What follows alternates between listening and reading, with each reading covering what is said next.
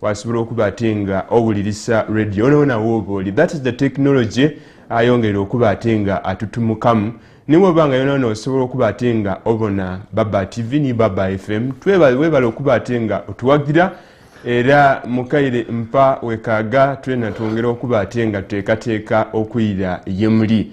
Abantu baife ab'endawulo abatwidde nti Baba Media Group mu kutegeka ekituda and entertainment ninfe ba king mu gutundutundu ogwa Eastern and Uganda tubaleeteire ekituda kino nkende ku nkende. So just after 2 years nti COVID-19 yaitaka asobola kuba ate nga tuteekateeka ebivulo ebifaano bino omutwidde bulungi yunawa record nti buli gutuuka gwa 7 ekivulu kiri kirala ebuvanduba bwa Uganda nekiwa ekituda, and that's the only name gy'owulirisa ndi wakoba ku kituda. Abaali bakibeere muku otegeera kyekitegeeza. Mwami Kunda wano ni Harold Kaija tibabangaku mu kituda, but it is the source muluzungu akiyita the epicenter of entertainment.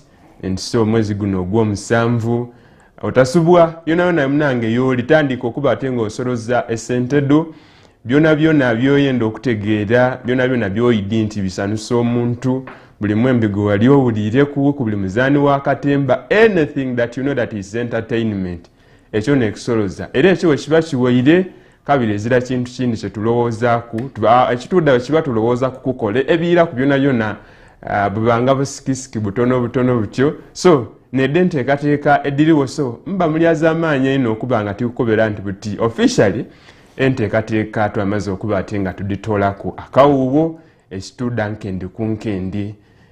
Nene abakugu abaidde okuba ate nga batwinonola ebintu ebisinga ku ebyo ayinza nenza okuba ate nga nkwibira ku munange iwe omubone waife wa Baba TV n'awulirisa Baba FM. Nenda tumaliriza ensonga gye tubaddeko twagala kulaba Ssuubi.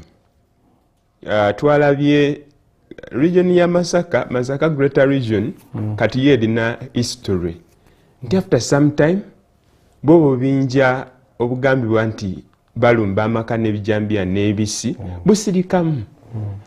After 3 months, after 4 months, police ekwatako abantu awo like nga kuluna abantu bangi bakwatibwa, police yakwata abantu bajambeko okunoonyereza baani abaali bakikola.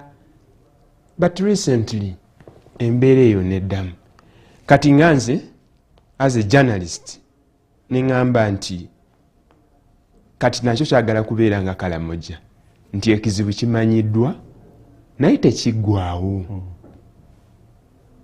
Mr. Kunda, are these things are there some political motives behind insecurity in Uganda?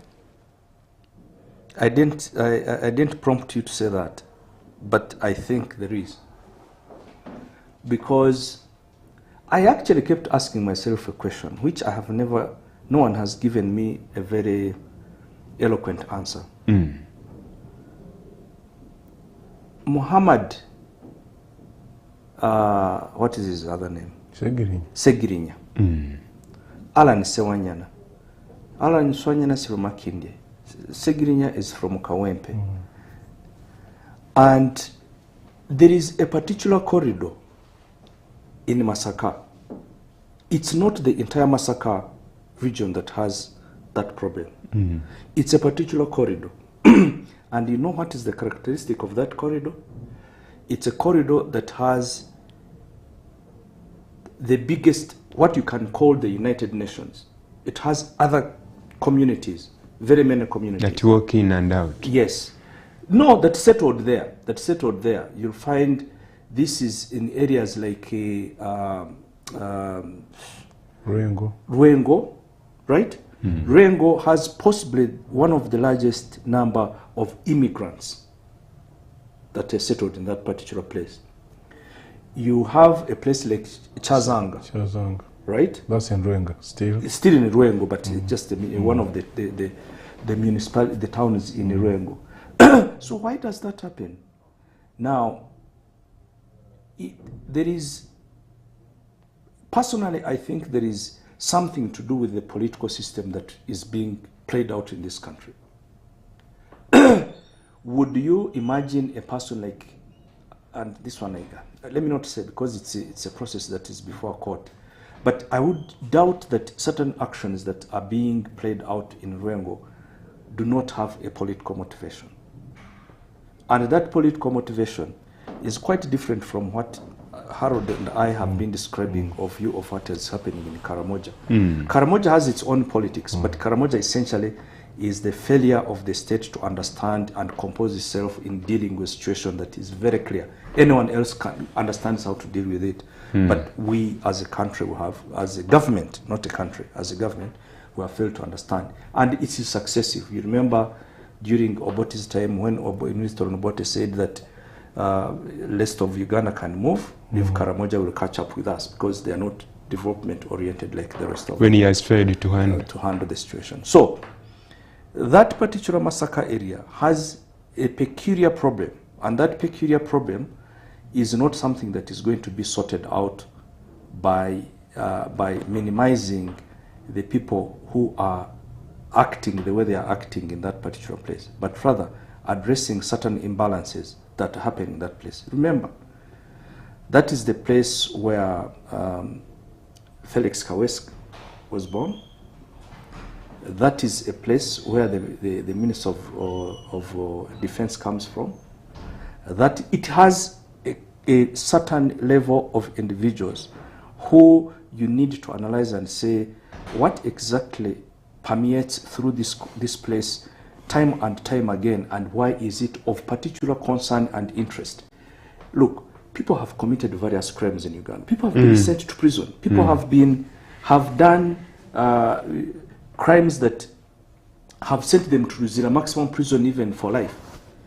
But two MPs, members of parliament, Harold, you are the one who is close to the politics of this country. How long has Muhammad Segirinya and Alan Siwanyana been in prison? It is now, is it making 6? It's almost no, it's now more than 6 months, would be about 8.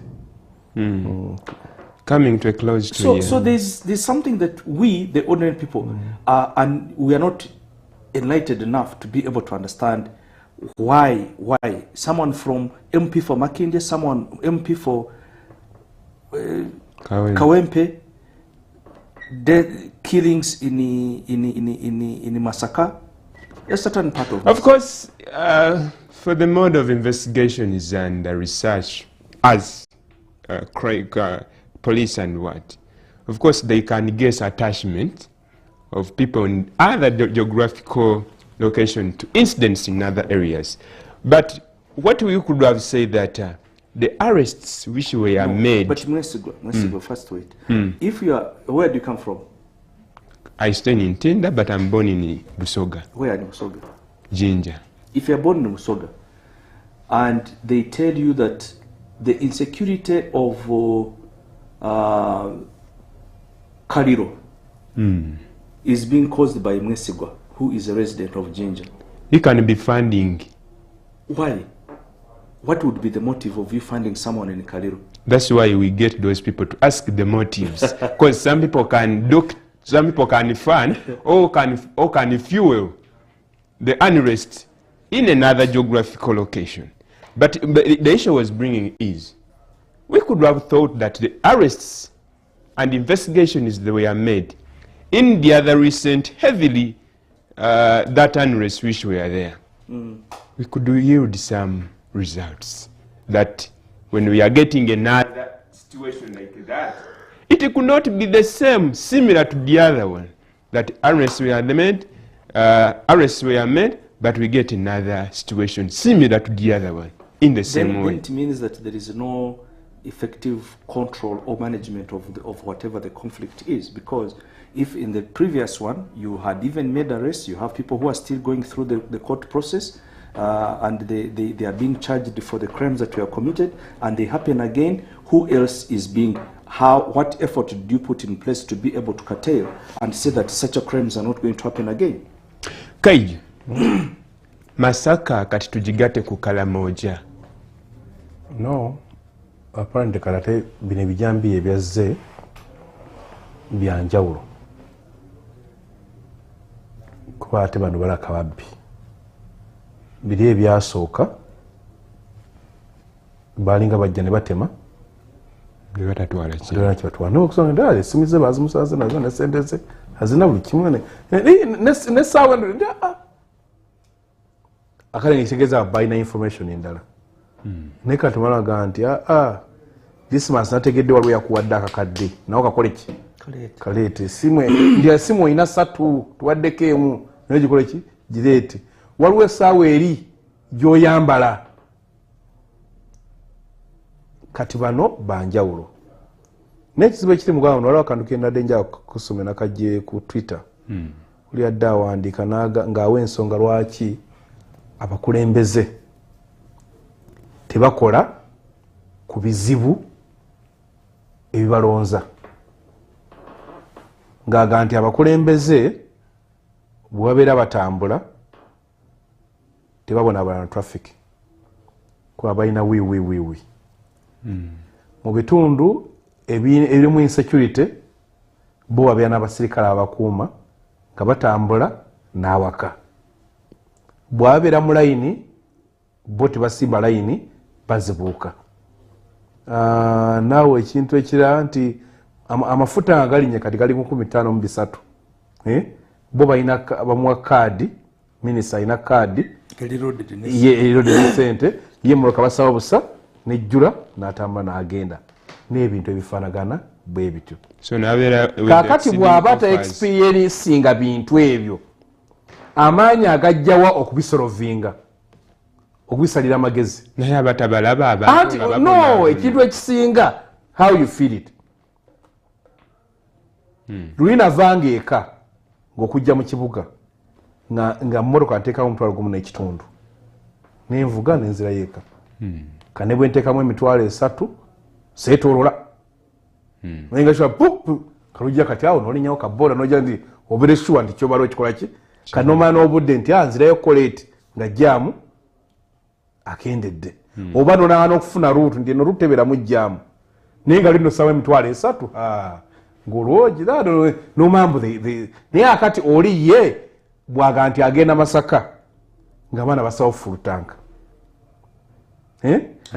emotoka zaabwe tezisirikana seberawo ngengetokonda kwambwe mbweyinza okusirika nefa nga bwe nakuyuza yange ngeno gipakinga wantu nagenda okudde muloka negaana nenjireka nawo zawera samukagojaga I should leave this car ninjirako omusajja yakuma nga nkumire emotoka eno ninziruka nengenda kakati beyina okubeera singa ali ekyatokota ekyo ekizibu kyali efunye teyali kifunye naye kifunye entuseka so that is how they live kakati bwange ebyo tebabiwulira tegeeza kakati bwemugamba baabwe amayambu waliwo jjamu naye amukutte agatuzimbe enguudo nga ki nga zina lenizi nyingi tutambule bw'amanya nti amafuta nga naye agajja ofupokeraga no we cannot allow this amafuta galina kuba bilo 4,000 ng'akikolako bw'amanya nti lines ziba mpanvu naye nazaa nti no I think something must be done but for them kyovola America mugondi yaabwe mu constitution bagamba nti abakulembeze tebakolengayo mateeka gabawa privileges oba gafuula nga banjawulo kubalala.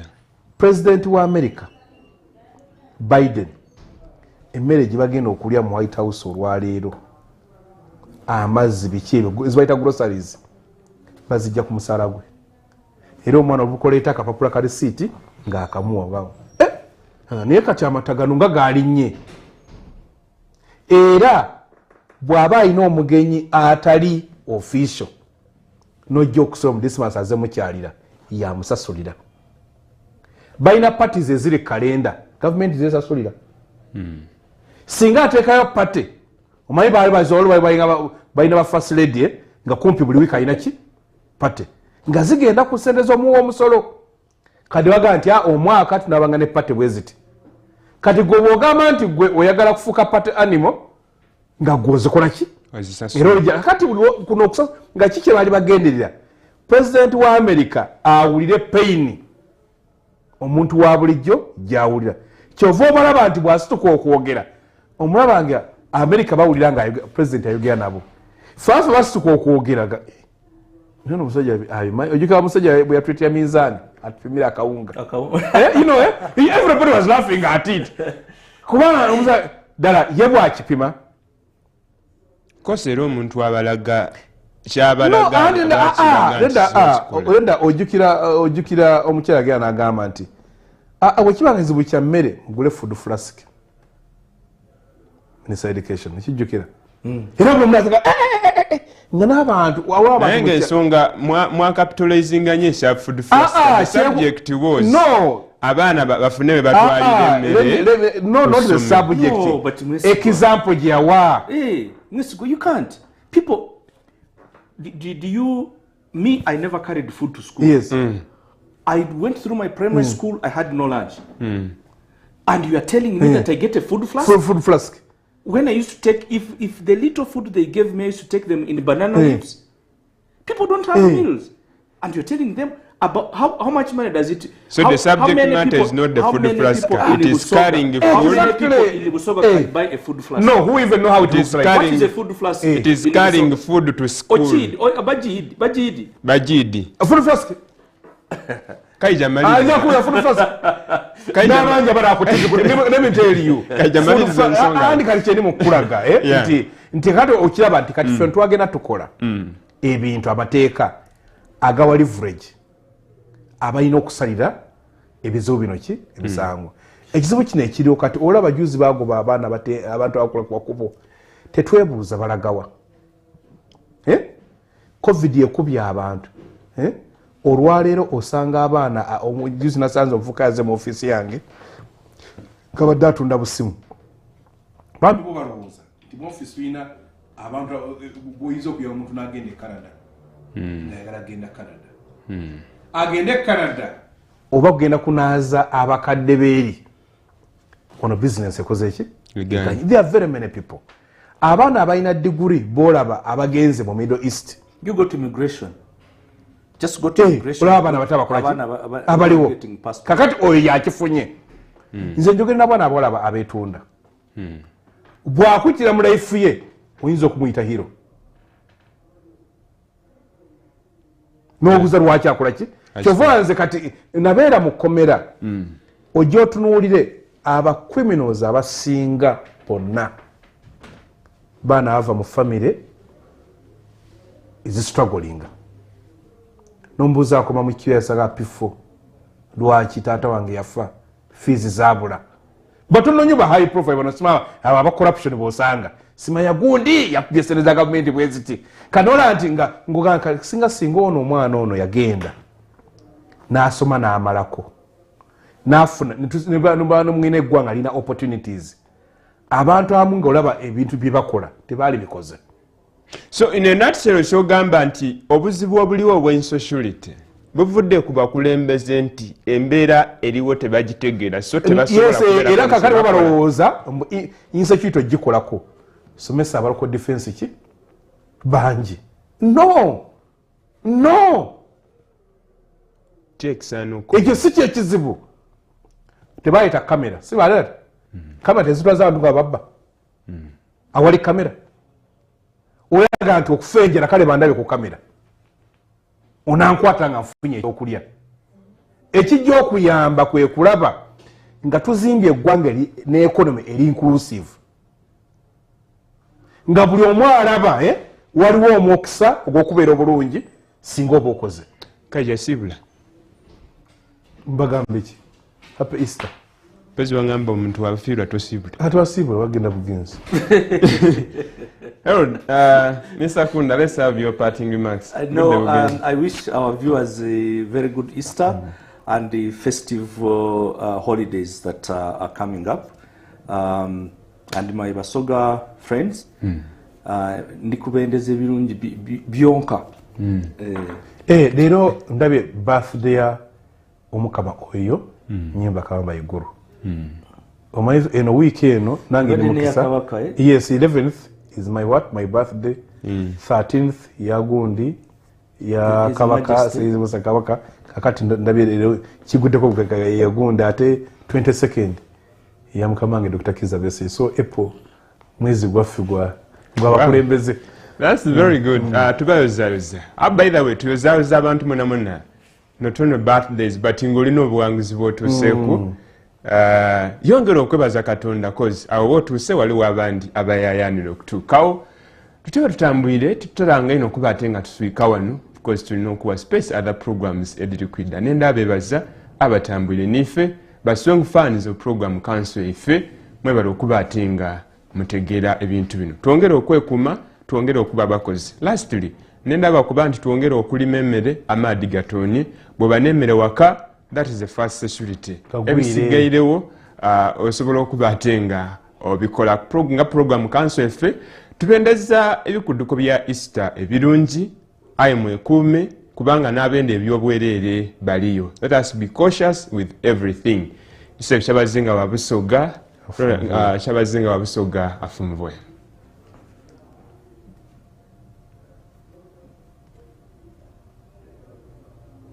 China